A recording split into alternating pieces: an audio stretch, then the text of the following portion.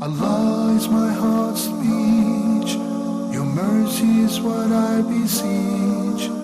Keep in my heart your remembrance, and in your deen allow me to advance. Help me in my quest, permit me to pass the ultimate test. Help me in my quest, permit me to pass the ultimate test. السلام عليكم ورحمة الله وبركاته. أعوذ بالله السميع العليم من الشيطان الرجيم من همزه ونفخه ونفثه. بسم الله الرحمن الرحيم. الحمد لله وكفى وسلام على عباده الذين اصطفى لا سيما المصطفى صلى الله عليه وعلى آله وصحبه وسلم تسليما كثيرا. Dear viewers everywhere, welcome to a new edition of Ask Huda. Our contact informations as usual, beginning with area code for the phone numbers 002-0238-555-248 or 249, and the email address is ask@huda.tv. A couple of pending questions while you're ringing in, inshallah. The first is from Anders from Cyprus. She says, I reverted to Islam while living and working in Egypt. I pronounced the Shahada in private, and I have not announced my Islam in Greece because I'm scared of being rejected by society. Is my Shahada valid? Yes, indeed. What's required for a person to become a Muslim is to believe in and declare this belief by uttering the following statement. The word of Tawheed, which is called the Shahada. I bear witness that there is no God worthy of worship but Allah alone, and I bear witness that Muhammad sallallahu alayhi wasallam is his messenger.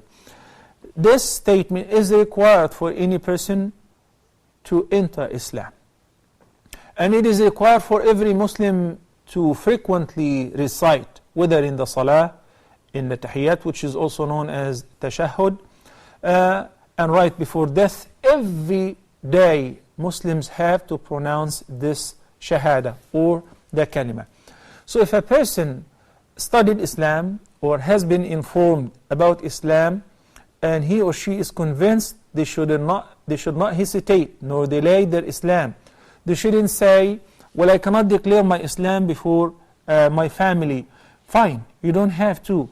But do not waste this opportunity, because if a person dies in a state of disbelief, even if he likes it by the heart, but he did not declare his or her Islam by saying, Ashhadu an la ilaha illallah wa ashhadu anna Muhammadan Rasulullah, he will be in deep trouble. So it will be sufficient to say it, even before no one. What you need to do is believe in its meaning and utter it by your tongue, by saying the word Ashhadu an la ilaha illallah wa anna Muhammadan Rasulullah. So your Islam is valid, and it doesn't hurt you that you did not declare it, it was not announced, and you do not have a certificate. Allah knows best what's in your heart, and you fulfilled the requirement. And you should act upon the Shahada by learning how to pray, how to fast, and start worshipping Allah subhanahu wa ta'ala as He ordered us to do. The second question is from Abdullah from Cyprus as well.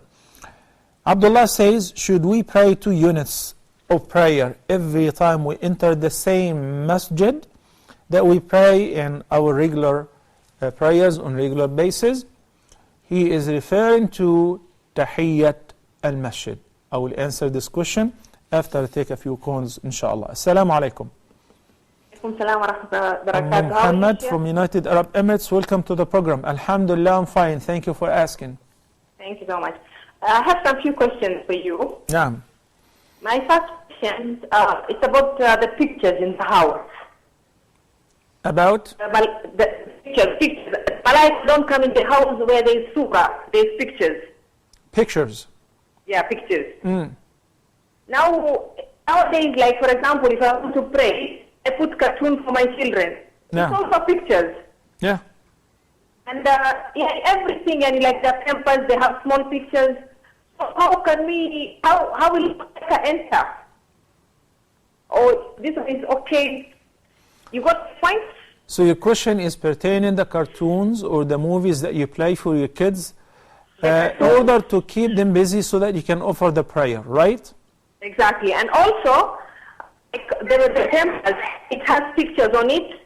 The bottle of milk has pictures on it. Now we need the malaikas to come in the house, and all these things, they have small pictures. No. I understand. You got my point? I got your point. Jazakillah khair. Okay, my second question is regarding Quran. When reading the Quran, I asked once, and one of the chefs told me, like if I finish reading the Quran, to say Sadaqallah al-Azim is bid'ah. Is this correct? Okay. And the other question is regarding sadaqah. Like, okay, I have dain, and I have people money with me, but I am not able to pay them now completely. And sometimes I get small amount, like say 1 dirham, 2 dirhams. I give out sadaqah. Is this permissible? And on top of it, that I have dain, or should I pay the dain first? And I'm not capable of paying the dain full now. Okay. And I want to make small sadaqah. No. And my other question is regarding the dua. My children are small, so whenever I make dua, I include them in the dua. So for example, like Raditu billahi rabba, I say Radina billahi rabba. Correct? Is this bid'ah? Okay. And then the last question, it's about riba and namima. So if for example, I talk to myself, like I see something and I say, why like this, that thing? Is that a riba and is that backbiting? But talking to myself, not talking to anybody. Muhammad, are you still there? Yeah, I'm here. What was the last question pertaining riba? For example, I see something, like maybe I see a person wearing something odd or funny. I talk to myself, not to anybody. And I tell myself, maybe why is he like that, or if he does this is good, if it, is this backbiting? Okay. Now, You got my point? I got you. Actually, you need a whole program to answer your questions, mashallah. Okay. Brother Abdullah from Sweden, Assalamu alaikum. Wa alaikum assalam wa rahmatullahi wa barakatuh. How are you, brother? Alhamdulillah Rabbil Alameen. Wa anta? بخير والحمد بارك الله فيك. Wa feek. Sheikh, I have 3 questions, inshallah. I would like your help. نعم. The first question is regarding interest. I bought a car here in Sweden, 20-month interest-free. So I just pay exactly what the car costs. But the car company, they have a contract with the bank here in Sweden. But my offer is 20 months of interest-free loan. No. And when I got the loan from the car company, there was a start fee of around 50 euros also. Is there any haram in this loan? That's the first question. Okay. The second question, Sheikh. Abdullah, just explain to me the role of the bank in this transaction. The rule of the bank, the car costs 6,500 euros, and that's the exact amount that the car company sold it for. And on the exact amount, I gave 500 euros in cash, and the 6,000 I have a okay from the bank checking me up just to loan me the 6,000 from the car company. So Okay, there is wait a minute. So the bank was only to check your credit background. Yes, if I have any. Not to give you a loan. Yes, they both check you up, and when they check you up and when you're okay, then they give you a loan without any interest. The bank gives you a loan without interest. Yes. Okay? So now you purchase the car from the car dealer. Or Yes, exactly. okay. Then you took a loan from the bank interest free, right? Yes, interest free, yes. Okay. Because we're talking about 2 different transactions now. Had you taken a loan from any person, whether it's an individual or a firm or a bank, which is interest free, you just take 6,000 and you pay 6,000, this is 100% halal. And there is no problem with that. But there is no need to put the two things together to say a car dealer and a bank, because basically the bank just give you an interest-free loan. There is no problem with that. The problem is when you buy a car from the bank and the bank does not own the car. Then this is a triangle that the Prophet ﷺ has forbidden. He said to Hakim ibn Hizam, لا تبع ما ليس عندك. You should not sell something which you do not own. The bank does not own the car. So the role of the bank was limited to giving you the loan or approving your loan based on your background credit check. That is fine as long as it is interest free. Again, as long as it is interest free. And buying the car from the car dealer, you just pay him on installment without interest again, that is still permissible. So unless if there's something else that you did not tell me about it, you'd like to discuss it in order to give you the exact right answer. But in the light of what you said, you've taken a loan from any person, individual or a bank, interest free, there is no problem. Thank you so much, you should be grateful to them. Then you bought with this loan an item from another person, whether cash or an installment, that too is legal and permissible. If there is anything that is missing in this equation, please call in again, or if still on the line, explain it. Abdullah?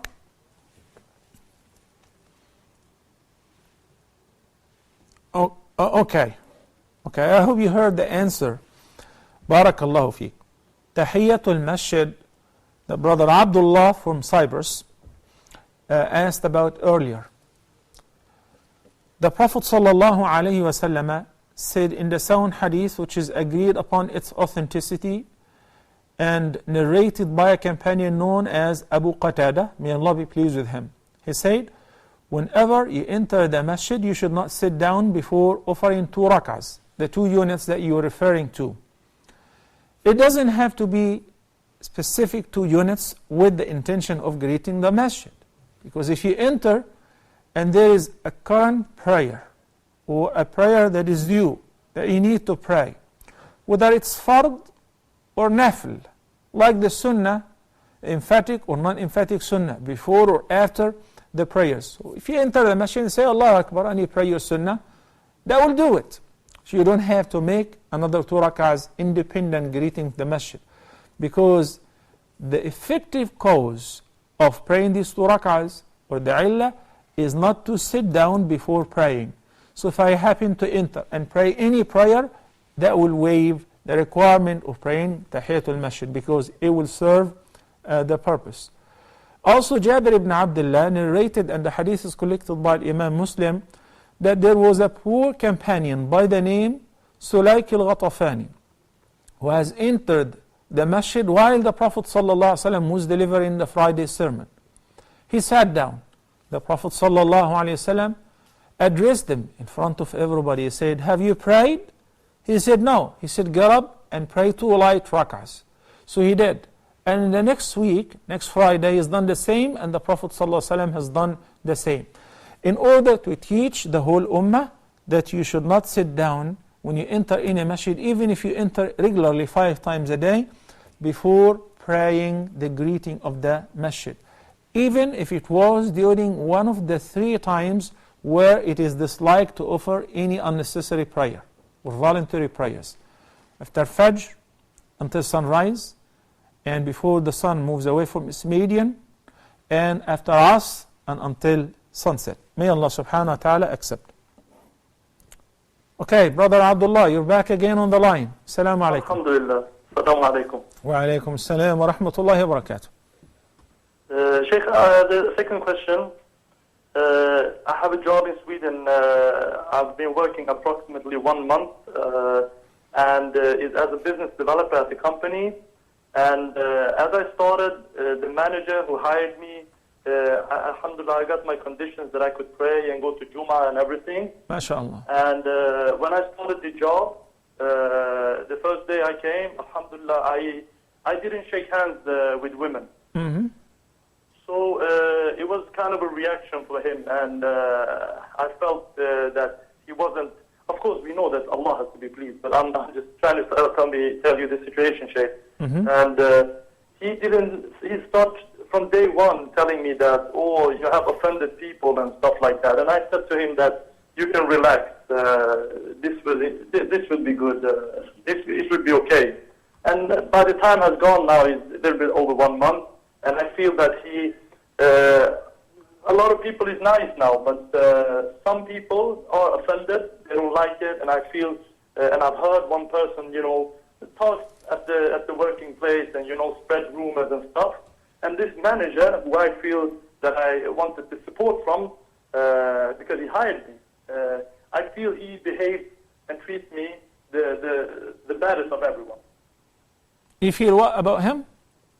He treats me very bad. He treats me like I'm air or something, very bad, in an uncomfortable way. And, I try to, with akhlaq, try to keep with the smile and ask him how he is and,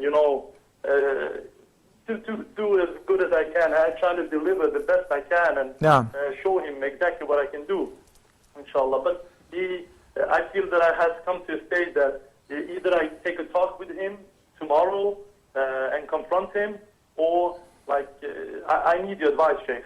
Okay, I will answer you inshallah right now. First of all, with regards to shaking hands with the opposite gender, a woman who is not lawful for you, nor is she one of your maharim. She is neither a wife, a sister, a daughter, a mother, an aunt, paternal or maternal, is not permissible in Islam.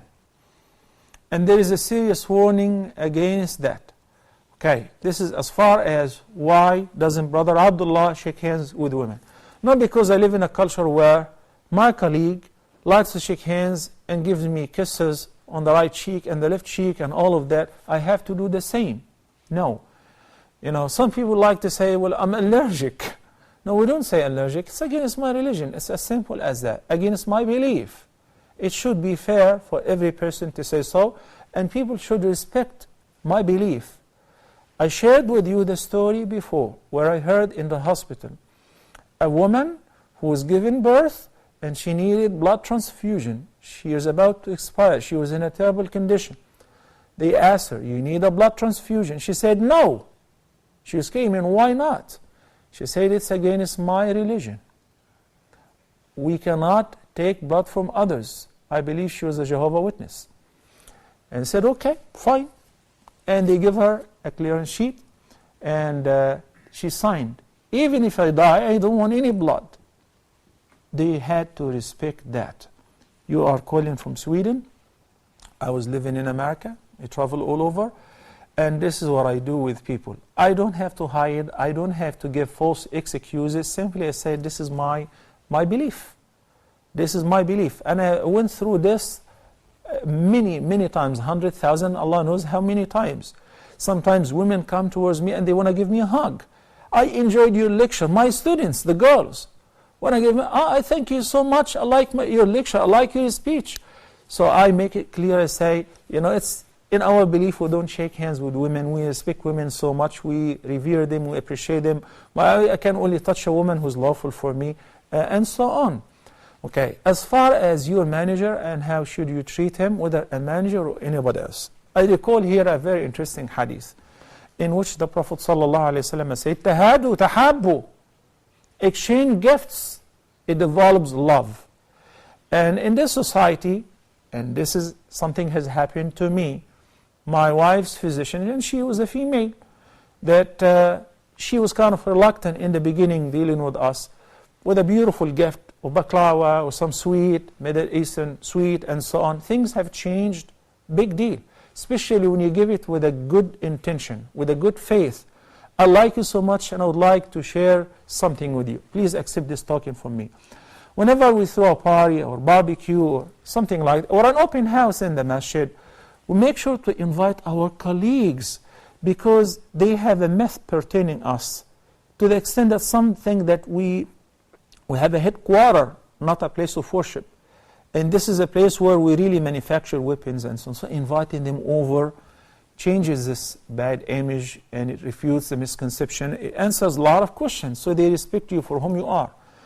And by the end, if you are doing very well at work, this is what he needs to get out of you.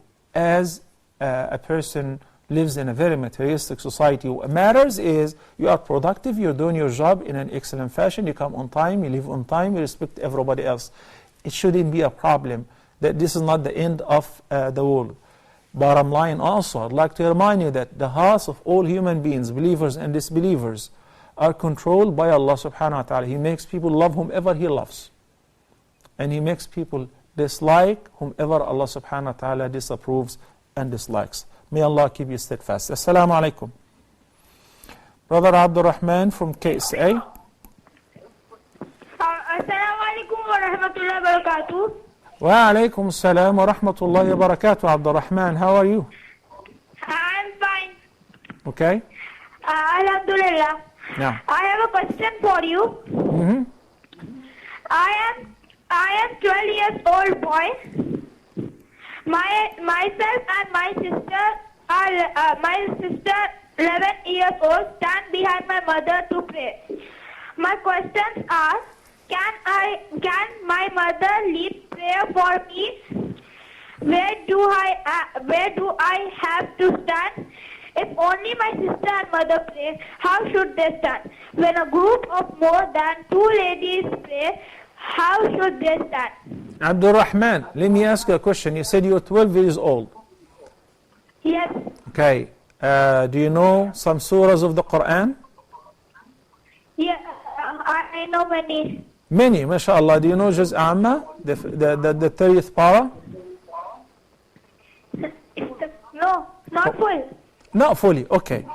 The right setup, Abdul Rahman, since you're 12 years old and mashallah you're very outspoken, you're very eloquent, so I believe you know how to read the Quran properly. We can check this on correct recitation. Yes. The right opinion is that you should be leading the prayer. Then your mom and your sister would line up behind you. You should be leading the prayer, not the other way around. Okay. Okay? You're happy now, aren't you? Naam?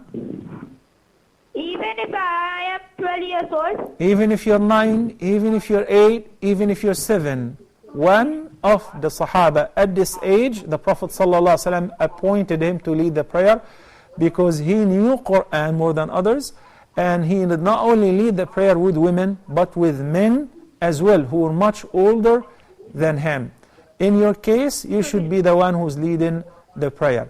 It is not a condition, as many people think. It is not required for the imam to be a baligh or attain the age of puberty, as long as he's mumayyiz. Okay. And to me, Abdul Rahman is, mashallah, very eloquent, and he's aware of what he's saying. So he's mumayyiz. The word mumayyiz, he knows what's going on. He knows how to pray. He doesn't leave the prayer to go and catch a game of PlayStation and come back. No, he prays properly. So you should be able to lead the prayer, inshallah. Okay, inshallah. Thank you, Abdul Rahman. Barakallahu feek. Sister Zahra from Bahrain. Assalamu alaikum, brother. Wa alaikum salam wa rahmatullahi wa barakatuh.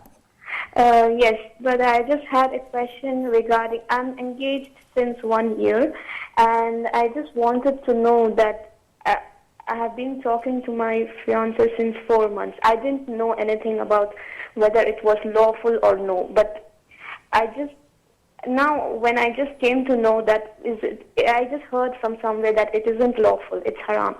So I just can you just please explain or elaborate whether it's lawful or it's not lawful, since I'm very confused right now at this point. I don't know what to do. I'm just confused, I'm shocked. Okay, Zahra, can you tell me the subject of your conversation and how do you normally talk to each other? Like you Skype, you talk over the phone, SMS? I talk to him on the phone. Over the phone, okay. By yourself? Like you lock yourself in a room and you talk to him? No, I talk sometimes in front of my mom, sometimes if mom is sleeping, sometimes in front of my dad. I talk like normally. I walk around my house and I talk to him. Okay, great.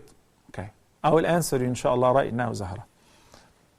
Okay, pertaining this matter, let's set the proper rules first and make it very obvious so we are clear about it. Engagement is mere promise of getting married. So when a girl is engaged, she cannot accept more offers and proposals because she's already engaged. But if she decides, well, I'm not interested, then it is reversible, revocable, and she has the right to turn him off and say, I'm not interested. Likewise with him, and there will not be any obligations or commitment. So it is a promise to get married, which does not make any unlawful lawful, nor does it make any lawful unlawful. What does this mean? It does not make any unlawful lawful. You just heard Brother Abdullah from Sweden is talking about shaking hands with his colleagues. I'm talking about women, and we talked about it, that it is not permissible and so on. I'm engaged. Can I shake hands with my fiancé? No. Can we go out together to dine, to get to know each other better? No. Can we go to a movie together? Can he visit me at home whenever I'm by myself? Can I visit him at home when he's by himself? None of the above. Why? Because till this moment, he's still a stranger. I just give him a promise that I will marry him. Okay. What about the other equation? The opposite. It does not make any lawful unlawful. If two sisters, one is engaged to one person, okay, then the person decided to break the engagement, and he was interested in her sister, and he wanted to marry her. The other sister is still lawful for him. Why? Because they are not married. So it does not make any lawful unlawful because they are not married yet. There are many examples to these two terms. So what I'm trying to deliver to you is you should treat your fiancé like everybody else who's not mahram to you and is not lawful to you yet. And that's why we advise to shorten the engagement period. A couple months, more than enough. 6 months, 7 months, okay. It shouldn't be years, because there is a tendency that I like to talk to my fiancé, and he is not lawful to you yet. So if you have to talk to him in the light of what I said and discussed earlier, it should be like treating a person who is entirely ajnabi, stranger, and it should be in the presence of either your parents or mother or father, an adult from your family. So this way you will avoid having the khalwa. Khalwa is to speak to him in private, because I can assure you that every man and a woman who are chatting together, talking together, and they are optimistic about getting married one day and so on, they will exchange love words and compliments, and one thing leads to another. And remember, he's still not your husband. So this is what you have to do in the light of what I mentioned. Everybody, let's take a short break, and inshallah in a couple of minutes we'll resume this program. Stay tuned.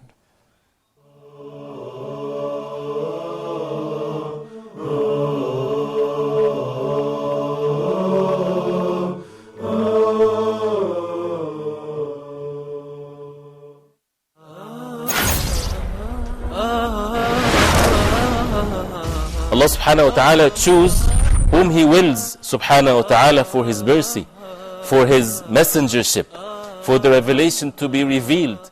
This is not for the human beings to make that decision.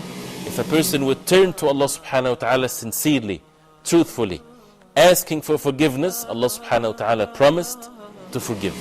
We have as Muslims a duty, and that is to recite the book of Allah, to ponder over the verses, the words of Allah subhanahu wa ta'ala, and to act according to the Quran. The mercy of Allah subhanahu wa ta'ala encompasses everything, but who would this mercy will be for?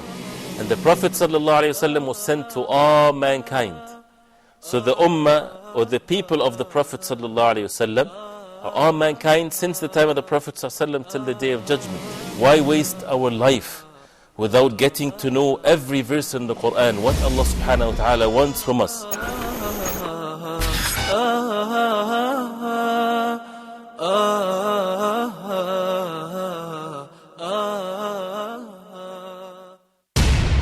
Satanic Verses 1988, Dutch Cartoons 2005, Pope Benedict's Anti-Islam Statements 2006, The Innocence of Muslims movie and the latest French cartoons, 2012.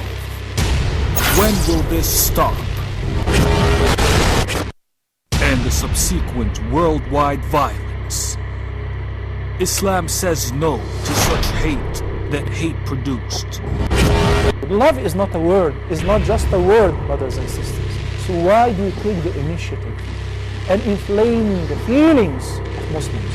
This violates all freedom of speech. This goes beyond any concept of Western values and freedom of speech for sure. This is not free speech.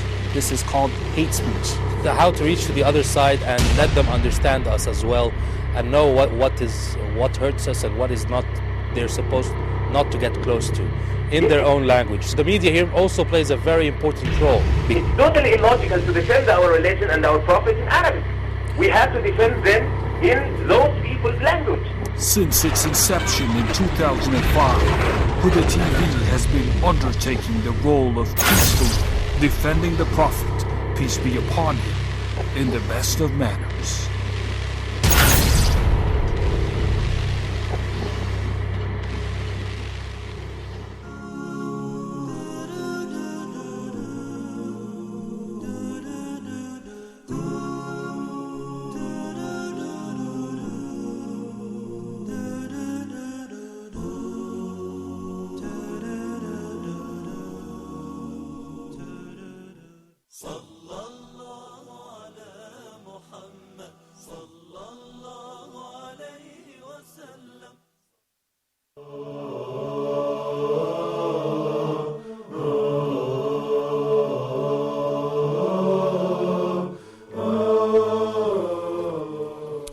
Assalamu alaikum wa rahmatullahi wa barakatuh, and welcome back, brothers and sisters. Muhammad, a bunch of questions in the first segment.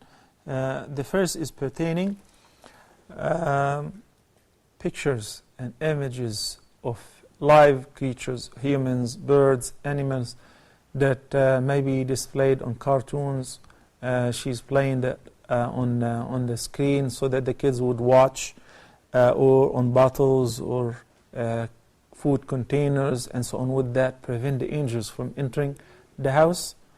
Okay, that would not prevent the angels from entering the house. The hadith says لا تدخل الملائكة بيتا فيه كلب ولا صورة, that the angels do not enter a house in which there is a dog or a picture or a statue, which is explained also by being hung, like against the wall or against an object displayed. But you buy food, you buy some food or some products, and the box has a picture or an image. It's indeliberate. I didn't mean it. You watch television and it has pictures and it has videos. There is no problem with that as long as the contents are lawful. Like you play lawful cartoons for your kids to keep them busy, to entertain them while you're offering the prayer. So these are not included in the prohibition which would make the angels not enter your house. Saying صدق الله العظيم. The Prophet ﷺ have recited the Quran before Jibreel. Jibreel have recited the Quran upon him, and the Prophet ﷺ have recited the Quran before his companions day and night. And then he ordered or asked some of his companions to recite the Quran before him, similar to what happened to Abdullah ibn Mas'ud when he asked him once, recite. He said, shall I recite it upon you while it has been revealed unto you? He said, yes, I like to hear it from other than myself. And the hadith is very known when he recited then with one ayah, فَكَيْفَ إِذَا جِئْنَا مِنْ كُلِّ أُمَّةٍ بِشَهِيدٍ وَجِئْنَا بِكَ عَلَى هَؤُلَاءِ شَهِيدًا. At that the Prophet ﷺ started crying, and he said to Abdullah ibn Mas'ud, Hasbuk. So the only word that he said, Hasbuk, which is enough. So regularly saying صدق الله العظيم is not something from the Sunnah. And I'm afraid it may become a bid'ah if the person insists on saying so when he or she, the reciter, thinks it's an inseparable part from the recitation. It is not. Like saying Ameen whenever we finish the recitation of Surah Al-Fatiha. It is only prescribed in the Salah, in the namaz. You don't say this outside the Salah. If somebody is reciting Al-Fatiha, you don't say Ameen if you're not praying. It's only pertaining the prayer. The whole deen is about strictly following the instructions of the Prophet ﷺ. I know that somebody is going to object and say, well, I'm only saying that Allah has spoken the truth. Correct. And Allah subhanahu wa ta'ala said in the Quran, وَمَنْ أَصْدَقُ مِنَ اللَّهِ قِيلًا وَمَنْ أَصْدَقُ مِنَ اللَّهِ حَدِيثًا. And who is more true in his statement than Allah? In his saying than Allah? No one, of course. But to add anything to ibadah, whether it's a namaz or reading the Quran, if you're missing a reference, if you don't have a proof, then you better cease. If somebody says Sadaq Allahu al-Azim at any time, that is perfectly fine. Right now I say Sadaq Allahu al-Azim, since he said, and I quote an ayah, no problem. But when the reciters deliberately mean to say it by the end of every recitation, as if it is a part of the recitation, now we're entering into the area which we should stay away from it, which is inventing. Okay? So if the person says that occasionally, okay, no problem. But when he believes that we should say it upon every recitation, no. This is not from the Sunnah. Pertaining being in debt, not able to pay the debt fully, you're overwhelmed with debt and you would like to give in a charity, so you say a dirham or a few dirhams, that's perfectly fine, because Allah subhanahu wa ta'ala said in the Quran, مَا عَلَى الْمُحْسِنِينَ مِنْ سَبِيلٍ. You're not blameworthy. فَاتَّقُوا اللَّهَ مَا اسْتَطَعْتُمْ لَا يُكَلِّفُ اللَّهُ نَفْسًا إِلَّا وُسْعَهَا. All these ayat talk about you can only do as much as you can. In the hadith, the Prophet ﷺ said, مَا أَمَرْتُكُمْ بِهِ فَأْتُوا مِنْهُ مَا اسْتَطَعْتُمْ وَمَا نَهَيْتُكُمْ عَنْهُ فَاجْتَنِبُوهُ. If I order you to do anything, this is pertaining the recommended acts, then do as much as you can out of it. Because basically it's hard to do everything that the Prophet ﷺ recommended. So we try to do as much as we can to obtain the virtues of doing this good deed and that good deed as much as we can within our capacity. You don't have money, you're not obliged to give any charity. And in another hadith, the Prophet ﷺ spoke about your dirham. He said, سَبَقَ دِرْهَمٌ أَلْفَ دِرْهَمٌ, which means the reward of giving in a charity 1 dirham could be superior to the reward of 1,000 dirham which were given in a charity. When Muhammad has only 1 dirham and she gives in a charity, she donated her entire possession. When a millionaire gives 1,000 dirham, he only gives a fraction of what he has. So based on your capacity, Allah doesn't ask you to do anything that you cannot afford. And I recommend that you should begin by settling your debt and paying your loan, because this is very serious. Naam. Assalamu alaikum wa rahmatullahi wa barakatuh. Nada from the KSA. Wa alaikum assalam. Wa alaikum assalam, Nada. How are you? I have a question. There's a person who claims to be with something called radionics. Well, Nada, I can't understand what you're talking about because you're breaking off. Can you call from... Can you try again, please? Okay? Thank you. Sometimes that happens if you're using a phone card or something. Fatima from KSA. Yes. Yeah, assalamu alaikum, ya Sheikh. Wa alaikum assalam wa rahmatullahi wa barakatuh. Sheikh, I have 2 questions for you. Naam. The first question is, I want to ask you about ghusl. Is it enough to have a bath and do wudu in it? Is that sufficient? Or do we have to pour? I've heard many people saying we have to pour water 3 times over head and shoulder. That is very much necessary. And shampooing hair is necessary. We just cannot run water over the hair. So basically I want to know if having a perfect bath and then a perfect wudu in the bath, is that sufficient to have ghusl? Okay. Second question. Okay. And my second question is, this is regarding marriage among children of 2 brothers. I know it is allowed in Islam, but what I want to know is whether it is encouraged in Islam or is it discouraged in Islam. For the reason is that we want to marry our sisters to our uncle's son. but they say that scientifically this will lead to genetic disorders in children, as my parents are also cousins. So I want to know about this, Sheikh. Okay. With regards to the ghusl, number one, Okay. taking a shower preceded with the intention of performing ghusl is more than sufficient if you make sure that you wash your entire body. Okay? And if it was a Okay, but ghusl, wudu is not necessary in that. and if the ghusl was to remove the major impurity, then the wudu would be included. Now, there is something called sufficient, so this is sufficient. And there is something called recommended acts, which is to follow the order. Wash your hands, wash the private, perform wudu, pour the water on the right half first, then the left side, then all over the body. Make sure that the water reaches the roots of your hair. And if you have a beard like a man, you make sure that you go through it by your hands. Shampoo in the hair is not necessary. The word necessary here means wajib. It is not a requirement. It's also recommended to use shampoo and soap and all these cleaning aids, no problem. It's recommended, but it is not required in the ghusl. So if somebody doesn't know any of that, he just entered and washed his body from head to toe, that is ghusl. His intention is required though in the beginning. Somebody has an intention to make ghusl and he went diving. He came out of the water, that is sufficient. As you say, pertaining marriage to cousins or close cousins is permissible in Islam. But it is not recommended due to the possibility of having genetic disorders with regards to the offspring.